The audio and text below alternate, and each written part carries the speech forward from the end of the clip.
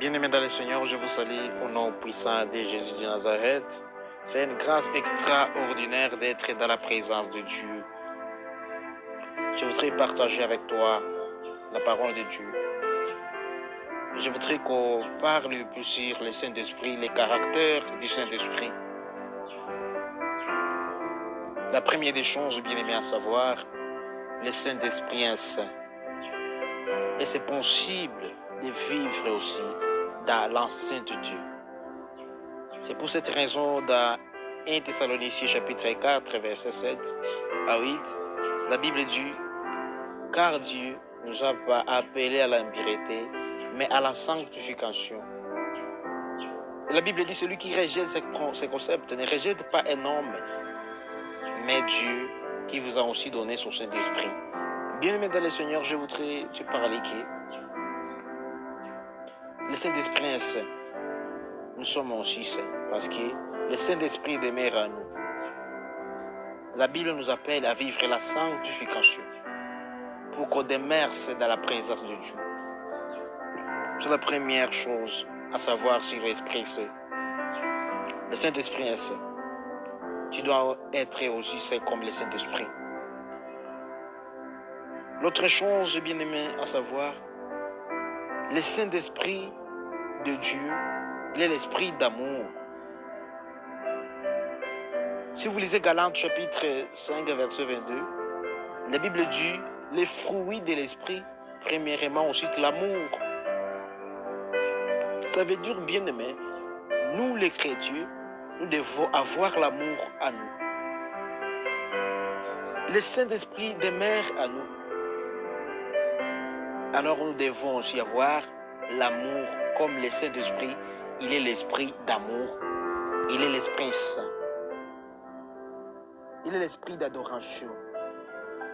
Il est l'esprit qui se glorifie lui-même à sa façon, qui glorifie le Christ à sa façon lui-même. Bien-aimé dans le Seigneur, le Saint-Esprit qui est à nous, il est l'esprit de vie. Alors à Jean chapitre 3, verset 6 à 8, la Bible dit « Ce qui est né de la chair et de la chair, ce qui est né de l'esprit et de l'esprit. » L'esprit qui demeure à nous, il est l'esprit de vie. Tout le monde qui a déjà l'esprit de Dieu, qui a déjà réussi la puissance de Dieu, qui a déjà réussi, qui a déjà accepté Dieu comme sauveur, il doit avoir la vie. Il doit avoir la vérité. Et le Saint-Esprit, il est l'esprit qui nous témoigne. Le Saint-Esprit de Dieu, il est l'esprit qui témoigne le chrétien. Parce que le Saint-Esprit, c'est une aussi personnalité divine. On peut m'en dire le Saint-Esprit. C'est l'acte des apôtres, chapitre 5, verset 3. Là, il y a l'histoire d'Ananias qui a trompé le Saint-Esprit avec sa femme. On peut tromper aussi le Saint-Esprit, bien-aimé dans le Seigneur. Mais il faut tirer attention. Parce qu'il y a des conséquences négatives qui vont s'accomplir sur ta vie parce que tu as menti le Saint-Esprit de Dieu. Bien-aimé dans le Seigneur, le Saint-Esprit qui est à nous, on peut tenter le Saint-Esprit. Toujours selon Actes des Apôtres, chapitre 7, verset 51. Ananias, ils ont aussi tenté le Saint-Esprit. Et Pierre dit, ne tentez pas l'Esprit de Dieu qui est à vous. Dieu crée Dieu, s'il te plaît, je te supplie, ne tente pas le Saint-Esprit de Dieu. Le Saint-Esprit de Dieu, il est l'esprit d'amour. On peut résister aussi au Saint-Esprit. Mais attention, ne résistez pas au Saint-Esprit de Dieu. C'est là aussi Actes des Apôtres, chapitre 7, verset 51. On peut résister aussi au Saint-Esprit. Mais aussi, on peut aussi l'attrister.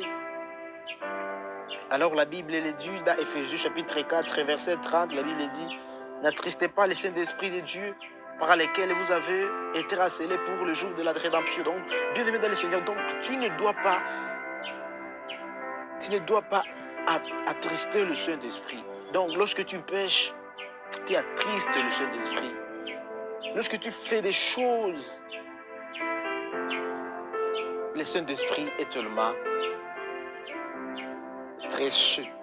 Lorsqu'il voit comment tu te comportes là dans ta vie, le Saint-Esprit vraiment est distrait et est stressé. Alors la Bible dit, n'attristez pas le Saint-Esprit de Dieu. Le Saint-Esprit que nous avons bien aimé dans le Seigneur, la Bible dit aussi dans Matthieu chapitre 12 verset 31, la Bible dit, on peut aussi blasphémer le Saint-Esprit. Mais la Bible dit, ne blasphémez point, parlez pas le Saint-Esprit de Dieu. Bien-aimé, un chrétien doit savoir vivre avec le Saint-Esprit. Car le Saint-Esprit demeure toujours avec nous pour toujours. Mais le Saint-Esprit qui est à nous, on peut aussi évoquer le Saint-Esprit. Le Saint-Esprit, on peut évoquer le Saint-Esprit de Dieu. Selon Ézéchiel chapitre 37, verset 9, on peut évoquer le Saint-Esprit. On peut parler avec le Saint-Esprit. Le Saint-Esprit vient des 4 vents, souffle sur ce monde. Le Saint-Esprit, on peut évoquer aussi le Saint-Esprit bien-aimé dans le Seigneur. Dieu crée Dieu. Le Saint-Esprit, il est l'Esprit qui demeure à nous. Le Saint-Esprit agit comme une personne. Le Saint-Esprit demeure à nous selon Jean chapitre 14, verset 17. Le Saint-Esprit enseigne et le Saint-Esprit rappelle. Le Saint-Esprit nous enseigne et nous rappelle d'autres choses qu'on a déjà oubliées. Le Saint-Esprit nous rappelle. Selon Jean chapitre 14, verset 26. Le Saint-Esprit rend témoignage. Le Saint-Esprit rend témoignage. Le Saint-Esprit convainc aussi les pécheurs. Il peut convaincre. Le Saint-Esprit peut aussi convaincre. Vous savez, il y a beaucoup de gens qui sont encore dans le péché. Lorsque tu prêches, c'est le Saint-Esprit qui va convaincre leur cœur afin de se repentir, afin d'abandonner leur péché. C'est le Saint-Esprit qui va convaincre ce péché-là. Le Saint-Esprit attend. Lorsqu'on parle avec le Saint-Esprit, lorsqu'on parle, le Saint-Esprit attend. Le Saint-Esprit dit. Le Saint-Esprit annonce. Le Saint-Esprit inspire aussi les Écritures. Et le Saint-Esprit parle vraiment. Dans Actes des Apôtres, chapitre 1er, verset 16, et de Pierre, chapitre 1er, verset 21, vous allez trouver que le Saint-Esprit peut annoncer. Le Saint-Esprit inspire. Le Saint-Esprit a parlé à Philippe. C'est dans Actes des Apôtres, chapitre 8, verset 29. Le Saint-Esprit appelle au ministère. Le Saint-Esprit appelle au ministère. Le Saint-Esprit peut appeler au ministère, bien aimé dans le Seigneur. Il y a beaucoup de personnes qui sont des serviteurs de Dieu. Seulement le Saint-Esprit les a appelés dans le ministère. Le Saint-Esprit qui est à nous, il envoie aussi.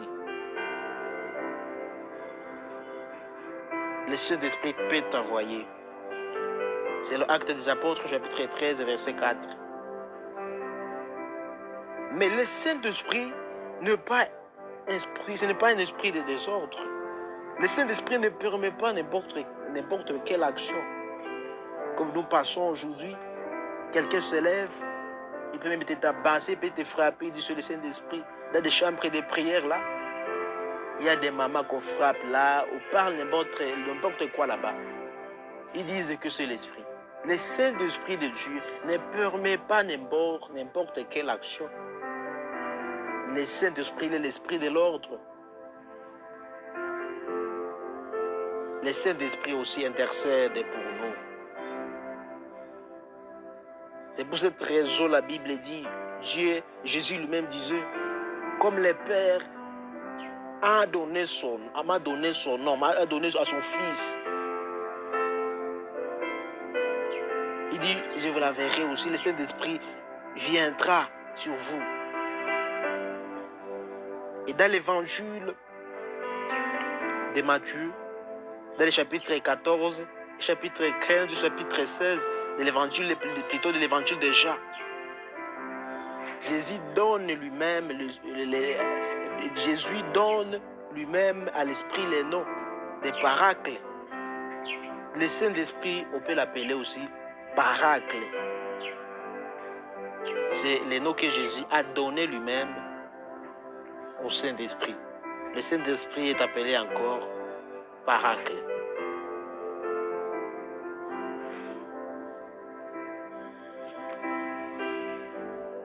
Que Dieu te bénisse.